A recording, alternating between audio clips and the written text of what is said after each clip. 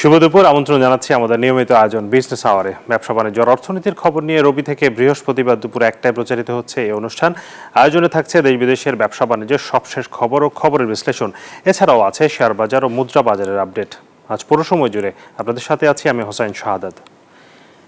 দেশের স্বাস্থ্যসেবায় গুরুত্বপূর্ণ ভূমিকা পালন করছে দেশি বিদেশি এনজিও সংস্থা। শহরের সুবিধাবঞ্চিত জনগোষ্ঠীর কাছে প্রাথমিক স্বাস্থ্য সেবা পৌঁছে দিচ্ছে এসব প্রতিষ্ঠান। এনজিও স্বাস্থ্যসেবা বিষয়ে রাজধানীর সিরডাপ মিলনায়তনে চলছে সেমিনার। আমরা এখন সরাসরি চলে যাচ্ছি সেখানে। এখানে আমরা দেখেছি যে অনেকগুলো এনজিও স্বাস্থ্য খাতে কাজ করছেন। তার মধ্যে কিছু কিছু এনজিও আছে যাদের নিজস্ব ফ্যাসিলিটির একটা প্যারাল স্ট্রাকচার আছে, এবং গণস্বাস্থ্যের একটা উদাহরণ পেলাম, 43টা আপনাদের সার্ভিস সেন্টার আছে। ব্র্যাক একটা বড় ধরনের কাজ করছে, বিশেষ করে based on community health worker. তাদেরকে লেভারেজ করে প্রাইমারি হেলথ কেয়ারে বিশেষ করে কিভাবে করা যেতে পারে। অন্যান্য আরো সাজিদা ফাউন্ডেশন, সেন্টার ফর যাকাত ম্যানেজমেন্টের ফেরদৌসি হেলথ সেন্টার, তারপরে আপনার কারিতাস আছে, আর অন্যান্য যারা অ্যাকশন এইড অ্যাডভোকেসিতে অনেকে কাজ করেন, স্যারের মতো প্রতিষ্ঠান, পাবলিক হেলথ ফাউন্ডেশন, আপনি তো আরো বলছিলেন আর স্টেপ ইত্যাদি। তো অনেকগুলো এনজিও আছে যারা নানা ধরনের ভূমিকা রাখছে এই স্বাস্থ্য খাতে। সেই ভূমিকাগুলোর একটা এক অর্থে একটা মূল্যায়নও দরকার, মানে ভূমিকাটা কতদূর কার্যকর হচ্ছে। সেখানে ডক্টর রওশন যেটা বলছিলেন, ওভারল্যাপের সমস্যাগুলো আছে কিনা, একই জিনিস অনেকে করছেন, সেটার ফলে ইম্প্যাক্টটা যতটুকু হওয়া দরকার সেটা হচ্ছে না। গভর্নমেন্টের সাথেও কোলাবোরেশনের একটা বিষয় আছে। গভর্নমেন্ট বলতে এটা স্বাস্থ্য মন্ত্রণালয় একটা কোলাবোরেশন, আর একটা হচ্ছে স্থানীয় সরকার, লোকাল গভর্নমেন্টের ইউনিয়ন পরিষদে যেমন বাজেট থাকে, সেই বাজেটের একটা অংশ স্থানীয় স্বাস্থ্য খাতের জন্য বরাদ্দ কিভাবে করা যায়, কিভাবে উৎসাহিত করা যায়, এই বিষয়গুলো কিন্তু এখানে কাজে দিচ্ছে। তো আমরা একটা যেটা বোঝা দরকার ছিল, এই ধরনের আলোচনা গুরুত্ব হচ্ছে যে অনেকে প্যারালালি নিজের নিজের কাজ করছি, একটা ওভারভিউ দরকার এনজিও খাতের, আমরা কি কি রোলে আছি। বোঝা যাচ্ছে যে এনজিও ব্যুরোর একজন প্রতিনিধিও ছিলেন, উনি বলেছেন যে এনজিও ব্যুরোর মাধ্যমে যে বিদেশি অনুদানের প্রজেক্ট, তার অধিকাংশ হচ্ছে অ্যাডভোকেসি রিলেটেড। তাই বলছিলেন আপনি যে হাইয়েস্ট প্রপোর্শন হচ্ছে অ্যাডভোকেসি রিলেটেড। হ্যাঁ, সো একটা গুরুত্বপূর্ণ সংখ্যা ওখানের উপর আছে। সো এই যে অ্যাডভোকেসির জায়গাগুলো, এগুলো কোথায় অ্যাডভোকেসির জায়গা হচ্ছে, এটা কি একটা বিষয় বোঝা গেল যে এনজিওদের কার্যক্রমটা মোটামুটি আন্ডারসার্ভড পপুলেশন হতে পারে, যেমন অ্যাডোলেসেন্স, অথবা আন্ডারসার্ভ পপুলেশন বলতে দরিদ্র জনগোষ্ঠী। আরেকটা হচ্ছে underserved areas, hard to reach area. গণস্বাস্থ্যের যেমন অনেক দুর্গম অঞ্চলেও আছে, ফ্যাসিলিটি আছে, ব্র্যাক অনেক কাজ করে ইন দি আন্ডারসার্ভড এরিয়াস। আবার কিছু কিছু এরিয়া কাজ করেছে যেটা হচ্ছে আন্ডারসার্ভ থিমস, যেগুলোতে এখন কাজ করা দরকার, যেমন ক্লাইমেট ইজ নতুন ইস্যু, এইখানে কাজ করা দরকার। আপনার ম্যাটারনাল মর্টালিটি, মাতৃস্বাস্থ্য, এটা তো একটা ধারাবাহিকভাবে গুরুত্বপূর্ণ বিষয়, কিন্তু এটার এখানে মৃত্যুটা কমিয়ে আনা কীভাবে যায় শুধু সেটা নয়, বাট একটা সুস্থ ডেলিভারি, সুস্থ প্রেগনেন্সি, পোস্ট প্রেগনেন্সি সেবাগুলো কিভাবে আরও উন্নত মানে করা যায়, এগুলো কিন্তু সরকারেরও একটা বড় উদ্দেশ্য সেখানে, সেটার সাথে কিভাবে সম্পৃক্ত হতে পারে সেই বিষয়টা এখানে বড় কিছু আছে। একটা বিষয় খুবই পরিষ্কার যে সরকারের কার্যক্রমগুলো আরও ফলপ্রসূ করতে হলে কমিউনিটির সাথে এঙ্গেজমেন্টটা বাড়ানো দরকার। এই যে এঙ্গেজিং দি কমিউনিটি, এইখানে এনজিওদের কিন্তু একটা বড় ভূমিকা থাকতে পারে, কারণ তারা কমিউনিটির সাথে কাজ করতে অভ্যস্ত, তারা সেখানে হয়তো তাদের এখানে কম্পারেটিভ অ্যাডভান্টেজ আছে, এবং সেটা গ্রামাঞ্চলেও হতে পারে যেমন নগরাঞ্চলেও হতে পারে। এখন এই বাস্তবতাও তৈরি হয়েছে যে স্বাস্থ্য খাতের আন্তর্জাতিক অর্থায়ন জায়গাটা সংকুচিত হয়ে আসছে। আমাদের এখানে বেশ একটা হার্ড ডিসিশনস কিছু তৈরি হয়ে আছে। একই সাথে সরকারের এই মুহূর্তে সরকার সার্বিকভাবে স্বাস্থ্য খাতের সংস্কার নিয়েও কিন্তু নানামুখী চিন্তা করছেন। দর্শক, এনজিও স্বাস্থ্যসেবা বিষয়ে রাজধানীর সিরডাপ মিলনায়তনে চলছে সেমিনার। সেখানে কথা বলছিলেন অর্থনীতিবিদ ডক্টর হোসেন জিল্লুর রহমান। আমরা তার বক্তব্য শুনছিলাম। এবারে চলে যাচ্ছি অন্যান্য সংবাদে। ওয়েবিলের নামে পরিবহন খাতে দেশ জুড়েই চলছে চাঁদাবাজি। বছরে লোপাট প্রায় ৬,০০০ কোটি টাকা। সবচেয়ে বেশি চাঁদা দিতে হয় পণ্য পরিবহনে, যা বাজারে দ্রব্যমূল্য বাড়িয়ে দেয় বলছেন বিশেষজ্ঞরা। একটি বেসরকারি প্রতিষ্ঠানের গবেষণা বলছে বিপুল এই চাঁদাবাজির গবেষণায় এই তথ্য উঠে এসেছে। এদিকে দায় নিতে নারাজ পরিবহন মালিক সমিতির নেতারা। নাইম আলজিকোর প্রতিবেদন। পরিবহন খাতে দিনের পর দিন ঘটে চলা চাঁদাবাজির বর্ণনা দিলেন এই ব্যক্তি। বলেন, চাঁদাবাজি এখন নিয়ম। চাঁদাবাজি আসলে মূলত আগে ছিল 100 আর এখন হলো 120। আগে ছিল একজন, এখন ওই জায়গায় এসে 3 জন। কেউ অমুক নেতার লোক, কেউ অমুক নেতার লোক, কেউ তমুক নেতার লোক। রাজধানীর গাবতলীতে এমন দৃশ্য হরহামেশাই চোখে পড়ে। 5 আগস্টের পর দৃশ্যের চরিত্রগুলো হয়ে উঠেছে আরো বেপরোয়া। নিউজ 24-এর ক্যামেরায় ধরা পড়েছে এমন কিছু চিত্র। ক্যামেরার সামনে সরাসরি কথা না বললেও লাইনম্যানদের অনেকেই জানান চাঁদাবাজির কথা। চলন্ত গাড়িগুলি ছিটির মতো যেগুলি ঢুকে, এগুলি 50 টাকা দেবে সারাদিন একটা। রাস্তাটা হলো ইজারা নেন নাই। এইখানে মালিক সমিতির সাথে দেখা গেছে যে একটা সমন্বয় কইরা এরা একটা নির্দিষ্ট জায়গা দেখা দিচ্ছে যে এই জায়গায় সবাই টাকা দিয়ে যাবে, ওইভাবে টাকা দিয়ে যাবে। মহাখালী স্ট্যান্ডে যা মনে হয় আপনার কবিল, আবার হালুয়াঘাট স্ট্যান্ডে এবার কবিল, বেশি না 200 টাকা। সব মিলে 100 টাকা, পৌরসভা 50, আর মনে করেন মাস্টার লাইনম্যান মিলে একবার 50 টাকা। যারা সকাল থেকে ভোরে আমরা খাটি, এই 100 টাকা, 200 টাকা, 300 টাকা মসজিদ খরচ, কাউন্টার খরচ। একটি বেসরকারি প্রতিষ্ঠানের গবেষণা বলছে দেশে বর্তমানে গণ ও পণ্যবাহী পরিবহনের সংখ্যা 8,11,517টি, যার মধ্যে 55,842টি বাসে দৈনিক 1,12,00,000 টাকা চাঁদা তোলা হয়। মাসে 33,51,00,000। বছর ঘুরে হিসেব দাঁড়ায় 402 কোটি টাকায়। 4,13,041টি ট্রাক কাভার্ড ভ্যান পিকআপ থেকে দিনে চাঁদাবাজি 1,26,00,000 টাকা। মাসে 247 কোটি 82 লাখ, আর বছরে তোলা হয় 2,974 কোটি টাকা। অটোরিকশা থেকে দৈনিক চাঁদার পরিমাণ 6,85,00,000 টাকা, বছরে 2,500 কোটি টাকার বেশি। এ ধরনের চাঁদাবাজির দায় নিতে নারাজ পরিবহন মালিক সমিতির নেতারা। একজন জানালেন, সংগঠনের নামে কেউ চাঁদাবাজি করলে ছাড় দেয়া হবে না। টিকিট হলো কাটতে হয় না, সেটার সাথে হলো ওই পরিবহনের সংশ্লিষ্ট যারা তাদের হলো ওটা থেকে টাকা বেতন টেতন হয় না। কেন হবে ওইটা থেকে? টিকিটের থেকে কেন হবে? তারা অফিস ভাড়া আছে, টিকিটিং আছে, তাদের কর্মচারী আছে, সিরিয়ালম্যান আছে, তার অফিস স্টাফ আছে, তাদের অন্যান্য আনুষঙ্গিক আপ্যায়ন আছে, খরচা আছে। এই খরচাটা মেটানোর জন্য তারা নিজেরা, ওই কোম্পানি, এখানে কোনো অ্যাসোসিয়েশন নেই, এখানে কোনো সমিতি নেই, তারা একটা পরিচালনা পায়, তারা নিবে। বিশেষজ্ঞরা বলছেন, এই বিপুল চাঁদাবাজির প্রভাব পড়েছে নিত্যপণ্যের দরদামে। চাঁদাবাজি বন্ধে হতে হবে আরো কঠোর, ব্যবহার করতে হবে আধুনিক প্রযুক্তি। পুরো বছরে প্রায় 6,000 কোটি টাকার লেনদেন হয় শুধু এই গণপরিবহন এবং পণ্য পরিবহনের চাঁদার পেছনে। তো দিন শেষে কিন্তু এই চাঁদার 6,000 কোটি টাকার ব্যয়ভার কিন্তু ভোক্তাদের বহন করতে হয়। মূলত 3টি স্তরে এটা কাজ করা যায়। একটি হলো আইন এবং নীতি সংস্কার, এবং দ্বিতীয়টি হলো প্রযুক্তি নির্ভর সমাধান, এবং তৃতীয়টি হলো বাজার এবং প্রশাসনিক ব্যবস্থার পর্যাপ্ত মনিটরিং ব্যবস্থা। সামনে পবিত্র ঈদ উল ফিতর, তাই রাজধানীর 66 টার্মিনালে নজর রেখেছে আইন শৃঙ্খলা বাহিনী। বলছে, চাঁদাবাজদের জন্য zero tolerance. Naim Alchiko, news 24, Dhaka. বিশিষ্ট ব্যবসায়ী অ্যাপেক্স গ্রুপের চেয়ারম্যান ও সাবেক তত্ত্বাবধায়ক সরকারের উপদেষ্টা সৈয়দ মঞ্জুর ইলাহি মারা গেছেন। তার মৃত্যুতে শোক প্রকাশ করেছেন বসুন্ধরা গ্রুপের চেয়ারম্যান আহমেদ আকবর সোবহান।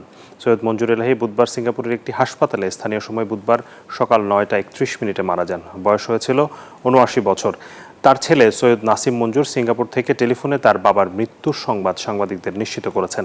তিনি জানান, তার বাবা বেশ কিছুদিন ধরে বার্ধক্যজনিত বিভিন্ন রোগে ভুগছিলেন। মৃত্যুর আগ পর্যন্ত তিনি ও তার বোন বাবার শয্যার পাশে ছিলেন।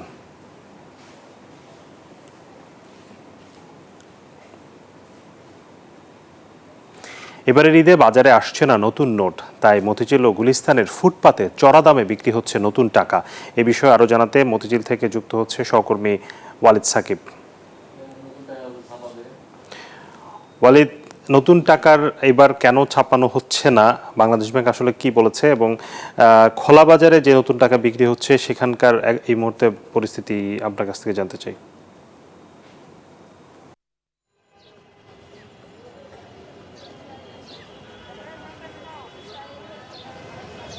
শাহাদাত, আমরা এই মুহূর্তে আছি মতিঝিলে, যেখানে আসলে নতুন টাকা বেচাকেনা হয়। ঈদ উপলক্ষে আপনি জানেন যে প্রতি বছরই ঈদের আগে মোটামুটি নতুন টাকা মানুষের যেহেতু একটু চাহিদা থাকে, সে কারণে নতুন টাকার আসলে বেচাকেনা হয়।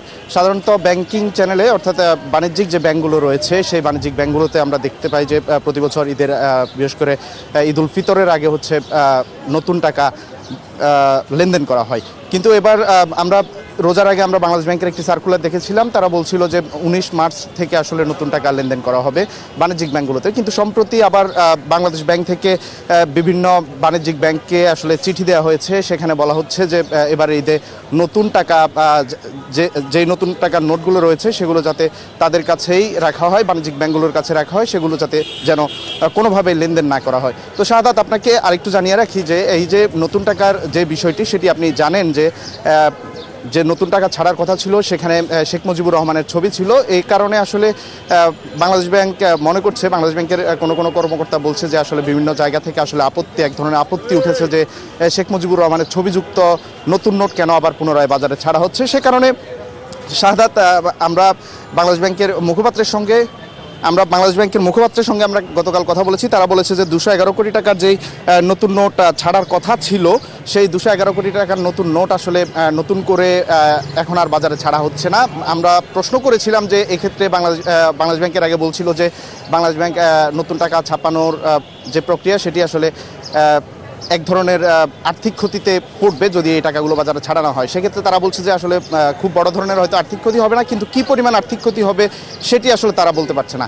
আর নতুন টাকার বাজারে আসলে চড়া দামে এবার বিক্রি হচ্ছে। এখানকার যেহেতু নতুন টাকার একটা সংকট রয়েছে, তারা বলছেন যে বিক্রেতারা বলছেন যে যেহেতু সংকট রয়েছে সে কারণে তারাও টাকা আসলে পাচ্ছেন না, এ কারণে আসলে নতুন টাকা চড়া দামে বিক্রি হচ্ছে। শাহাদাত, এই ছিল মতিঝিল থেকে আমার কাছে নতুন টাকা বিনিময় এবং বিক্রির সবশেষ তথ্য। ধন্যবাদ আপনাকে ওয়ালিদ।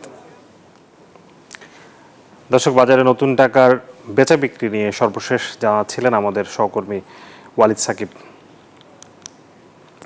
দেশের একমাত্র খেলাপি ঋণমুক্ত ব্যাংক হিসেবে পঞ্চম বর্ষে পদার্পণ করল বেঙ্গল কমার্শিয়াল ব্যাংক। এই উপলক্ষে মঙ্গলবার গুলশানে ব্যাংকের প্রধান কার্যালয়ে অনুষ্ঠানের আয়োজন করা হয়। স্বল্প সময়ে দেশব্যাপী 32টি শাখা, ক্রেডিট রেটিং সূচক A+, SME উদ্যোক্তা বান্ধব ব্যাংক, 4টি পূর্ণাঙ্গ ইসলামী ব্যাংকিং শাখার মাধ্যমে শরিয়া ভিত্তিক ইসলামী ব্যাংকিং সেবা, অত্যাধুনিক কার্ড চালু করা সহ আরও বিভিন্ন অর্জনের মধ্য দিয়ে এগিয়ে চলেছে নতুন প্রজন্মের এই ব্যাংক।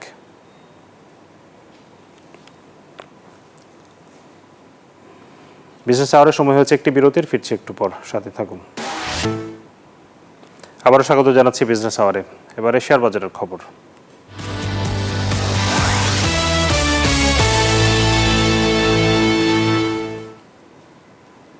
পুঁজিবাজারের খবর জানাতে সরাসরি যাচ্ছি ঢাকা স্টক এক্সচেঞ্জের ওয়েবসাইটে। আমরা যদি দেখি গতকালের মতো গত 2-3 দিন ধরে ইতিবাচক ধারায় লেনদেন চলছে, তারই ধারাবাহিকতায় আজও আমরা দেখতে পাচ্ছি। তবে আমি পরিষ্কার দেখতে পাচ্ছি না যে এই মুহূর্তে লেনদেনের পরিস্থিতি। আমরা দেখতে পাচ্ছি প্রত্যেকটা সূচকেরই দাম ঊর্ধ্বমুখী অবস্থায় দেখতে পাচ্ছি। বেশিরভাগ কোম্পানির শেয়ারের দাম বেড়েছে। আমরা দেখছি যে 187টি কোম্পানির শেয়ারের দাম বেড়েছে, কমেছে 131টির, অপরিবর্তিত আছে 80টি কোম্পানির শেয়ারের দর। এবং লেনদেনের পরিমাণ আমরা যদি দেখি 362 কোটি টাকা এখন পর্যন্ত লেনদেন হয়েছে। DSEX ইন্ডেক্সের অবস্থান 10.4 পয়েন্ট বেড়েছে, অবস্থান করছে 5209 পয়েন্টে। DSE সরিয়া ইন্ডেক্স অবস্থান 1164 এবং DS30 অবস্থান 1897। দর্শক, পুঁজিবাজার নিয়ে আমরা বিশ্লেষণ শুনতে চাই। এই মুহূর্তে আসলে পুঁজিবাজারে ওঠানামার অবস্থা গত 1-1.5 মাসের অবস্থা যদি দেখি বেশ অস্থির অবস্থার মধ্যে দিয়ে যাচ্ছে। এর মধ্যে বিএসইসিতে আন্দোলন নিয়ে এক ধরনের টালবাহানা আমরা দেখেছি এবং সেটির প্রভাবও কিন্তু পুঁজিবাজারে পড়েছে। সব বিষয় নিয়ে আজকে আমরা কথা বলতে আমাদের সাথে যুক্ত হয়েছেন ডিএসসি ব্রোকার্স অ্যাসোসিয়েশনের প্রেসিডেন্ট সাইফুল ইসলাম।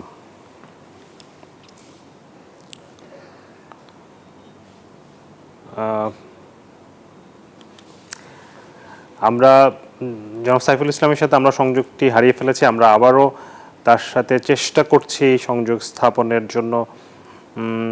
তার সাথে আমরা আলোচনা করব। আসলে দর্শক, আপনারা জানেন যে গত সপ্তাহে একটি অনাকাঙ্ক্ষিত ঘটনা ঘটেছে। বিএসইসি অর্থাৎ পুঁজিবাজারের যে নিয়ন্ত্রক সংস্থা, বাংলাদেশ সিকিউরিটি অ্যান্ড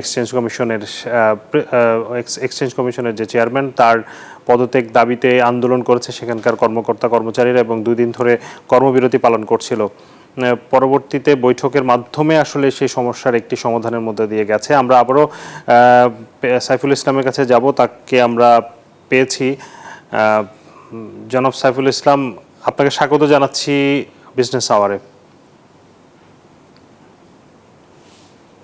জনাব সাইফুল, আপনি কি শুনতে পাচ্ছেন? জি, শুনতে পাচ্ছি।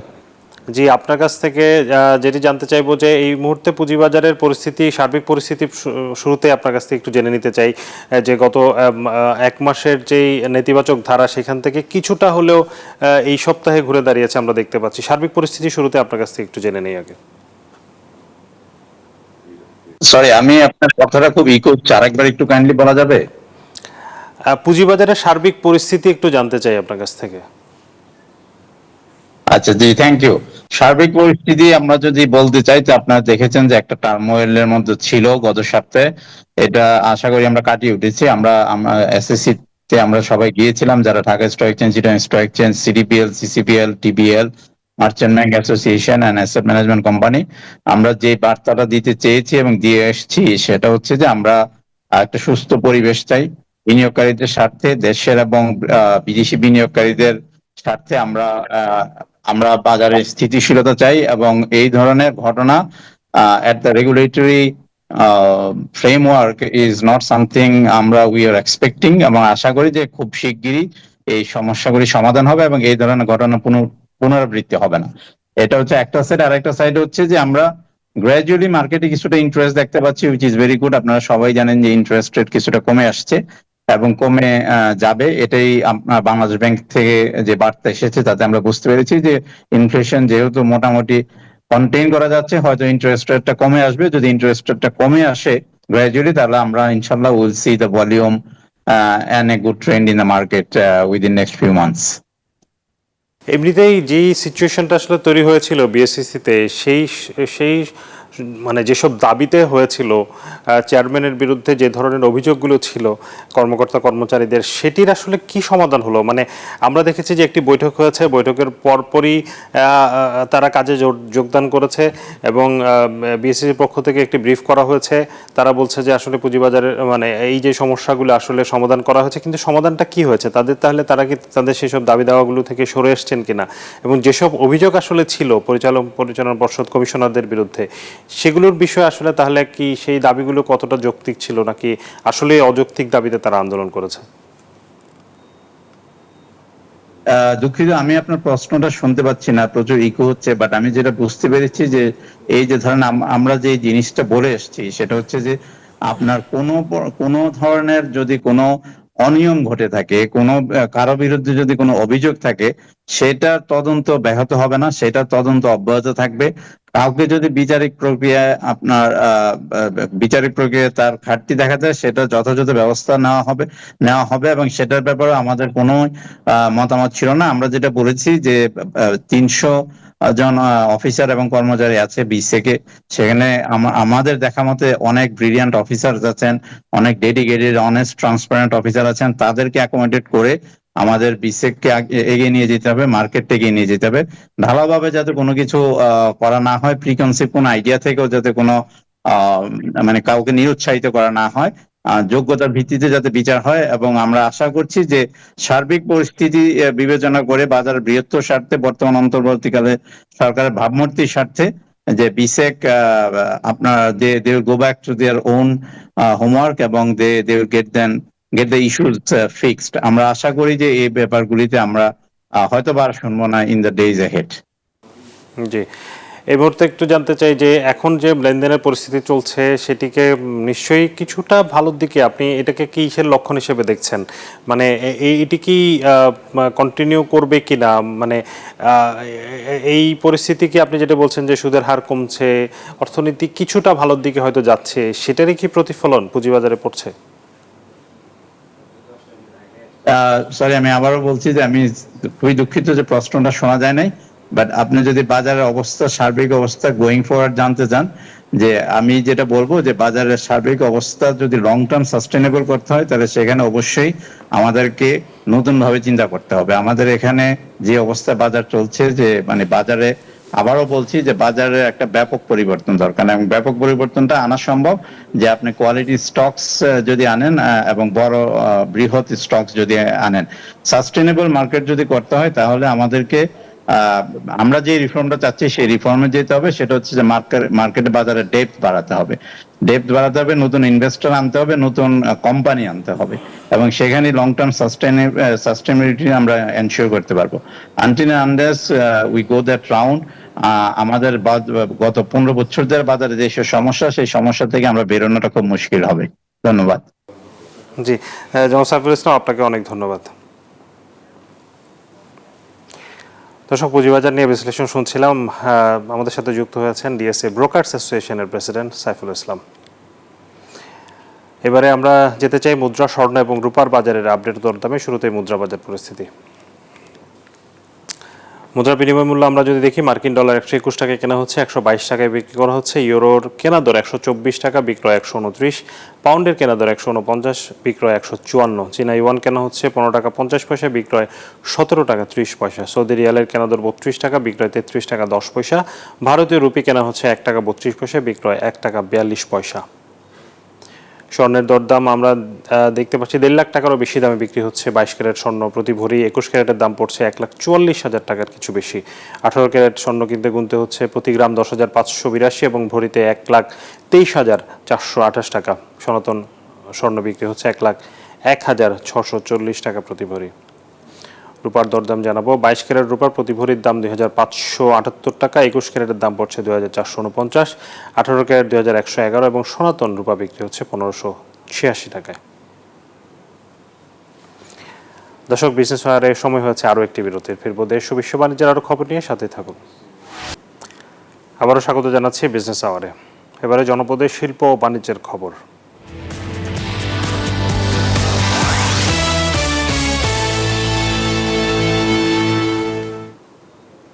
কম খরচে বেশি লাভজনক হওয়ায় ফরিদপুরে বৃদ্ধি পাচ্ছে সুস্বাদু ফল লালমির আবাদ। গেল বছর ভালো দাম পাওয়ায় এবছর লক্ষ্যমাত্রার চেয়েও বেশি জমিতে আবাদ হয়েছে এ ফলের। বাজারে চাহিদা থাকায় ভালো দামও পাচ্ছেন চাষিরা। চলতি মৌসুমে প্রায় 50 কোটি টাকার লালমি বিক্রির আশা সংশ্লিষ্টদের। খায়রুজ্জামান সোহাগের তথ্য ছবিতে ডেস্ক রিপোর্ট। বাঙ্গি জাতীয় সুস্বাদু ফল লালমি। ফলটিতে পানির উপাদান বেশি থাকায় রোজাদারদের কাছে বেশ জনপ্রিয়। তাই রমজান সামনে রেখে প্রতি বছর এই ফল চাষ করেন ফরিদপুরের কৃষক। এ বছরও জেলার বিভিন্ন জেলায় লালমির আবাদ হয়েছে। কম খরচে লাভজনক হওয়ায় দিন দিন এ অঞ্চলে বাড়ছে লালমির আবাদ। বাজারে চাহিদা ভালো থাকায় প্রকারভেদে 100 লালমি বিক্রি হচ্ছে 4 থেকে 6 হাজার টাকায়। আর এসব লালমি স্থানীয় চাহিদা মিটিয়ে সরবরাহ করা হচ্ছে দেশের বিভিন্ন জেলায়। আমার 1 বিঘা জমিতে 25-30 হাজার টাকা খরচ হয়েছে। খরচ হওয়ার পরে এবছর ফলন ভালো হয়েছে, তাতে আমি 1,80,000 টাকা বেচতে পারবো। ফলন মোটামুটি ভালো হয়েছে, তাতে 12 থেকে 15 লাখ টাকা আমি বিক্রি করতে পারবো। ক্ষেত থেকেই লালমি কিনে বিভিন্ন জেলায় বেশি দামে বিক্রি করে লাভবান ব্যবসায়ীরাও। আমি কিনবা লাগছে মনে করেন 30-35 টাকা করে, বিক্রি করবার লাগছে 60-70-75-80 করে বিক্রি করবার লাগছে। ফরিদপুরের লালমি উন্নত, এই জন্য আসছি। এখন কিছু মাল এখান থেকে কিনে আবার বাইরে বিক্রি করবো। লালমির উৎপাদন বাড়াতে কৃষককে সব ধরনের সহযোগিতার আশ্বাস স্থানীয় কৃষি বিভাগের। আমরা তাদেরকে যেগুলো পরামর্শ দেই, বিশেষ করে যে লালমিতে যেসব ম্যানেজমেন্ট, বিশেষ করে ফার্টিলাইজার ম্যানেজমেন্ট বা রোগবালাই বা পোকামাকড় হইলে যে তাদের যে পেস্টিসাইড যে ম্যানেজমেন্ট, সেই ম্যানেজমেন্টের উপর তাদেরকে পরামর্শ দেওয়া হয়। জেলায় এবছর 250 হেক্টর জমিতে লালমির আবাদ হয়েছে, যা থেকে প্রায় 11,250 মেট্রিক টন লালমি উৎপাদিত হবে, যার বাজার দর অন্তত 45 কোটি টাকা। Desk report, news 24। সুন্দরবনে 2 মাস নিষেধাজ্ঞার পর কাঁকড়া আহরণ শুরু হয়েছে। নিষেধাজ্ঞা উঠে যাওয়ায় স্বস্তি ফিরেছে উপকূলীয় পরিবারগুলোতে। তবে সুন্দরবনে বনদস্যুদের তৎপরতা ও প্রহরণ বৃদ্ধিতে আতঙ্ক নিয়ে বনে যাচ্ছেন জেলে বাওয়ালিরা। মনিরুল ইসলাম মনির তথ্য ছবিতে আরেকটি ডেস্ক রিপোর্ট। সুন্দরবন থেকে কাঁকড়া আহরণ করে জীবিকা নির্বাহ করে সাতক্ষীরার উপকূলীয় অঞ্চলের প্রায় 2000 পরিবার। এই কাঁকড়া শিল্পের সাথে জড়িত আরও প্রায় 2 লাখ মানুষ। কিন্তু 1998 সালে কাঁকড়া রপ্তানিতে নীতিমালা প্রণয়নের পর থেকে প্রতি বছর জানুয়ারি ফেব্রুয়ারি 2 মাস কাঁকড়া আহরণে নিষেধাজ্ঞা দেয় সরকার। এই 2 মাস আর্থিক সংকটে পড়েন জেলে, বাওয়ালি ও কাঁকড়া চাষিরা। জোয়ারের সময় যাই, ভাটার সময় চলে আসি কাঁকড়া ধরে। অনেকগুলো হয়, 7 কেজি 8 কেজি করে কাঁকড়া হয়, এটা নিয়ে আমরা বিক্রি করি। সরকারের থেকে পাস নিয়ে আমরা আবার বনে জঙ্গলে কাঁকড়া ধরতে বেরোই। বিভিন্ন দামের কাঁকড়া আছে, 1000, 1200, 800, 600, 500 কেজি। এগুলো আমরা ঢাকা থেকে পাঠাই। নিষেধাজ্ঞা উঠে যাওয়ায় কাঁকড়া আহরণে সুন্দরবনে প্রবেশ করছেন জেলে, বাওয়ালিরা। তবে সম্প্রতি সুন্দরবনে বনদস্যুদের তৎপরতা ও অপহরণ আবারও বৃদ্ধি পাওয়ায় উদ্বেগ উৎকণ্ঠা নিয়ে বনে যাচ্ছেন উপকূলবাসী। সুন্দরবনে আমরা কাঁকড়া ধরতে জাতি পাচ্ছিস নি, ডাকাতির উৎপাত বেড়েছে বা আমরা ভয়তে আতঙ্ক হয়ে গেছি। বলে অনেক জলদস্যু আগে ছিল না, এখন আবার জলদস্যু বাড়িয়েছে, তাদেরকে আমাকে টাকা দিতে হয়। এদিকে নিষেধাজ্ঞার কারণে কাঁকড়ার প্রজনন বৃদ্ধি পাবে বলে জানান বন বিভাগের এই কর্মকর্তা। সুন্দরবনে কাঁকড়া আহরণ করা শুরু করেছে ইতিমধ্যে। সম্ভবত কাঁকড়ার পাঁচটা এমন সময় পড়ছে মরা গুণের সময়, যার কারণে আমাদের পাশ তেমন হয়নি। আনুমানিক 100 থেকে 150 মতো পাশ কাঁকড়ার পাশ নিয়ে জেলেরা বৈধভাবে কাঁকড়া আহরণ করা শুরু করছে। কাঁকড়া রপ্তানি করে বাংলাদেশের সম্ভাবনাময় এই শিল্প থেকে একদিকে যেমন বৈদেশিক মুদ্রা অর্জিত হচ্ছে, তেমনি সচল হচ্ছে উপকূলীয় অঞ্চলের অর্থনীতির চাকা। Desk report, news 24। এবারে বিশ্ব বাণিজ্যের খবর।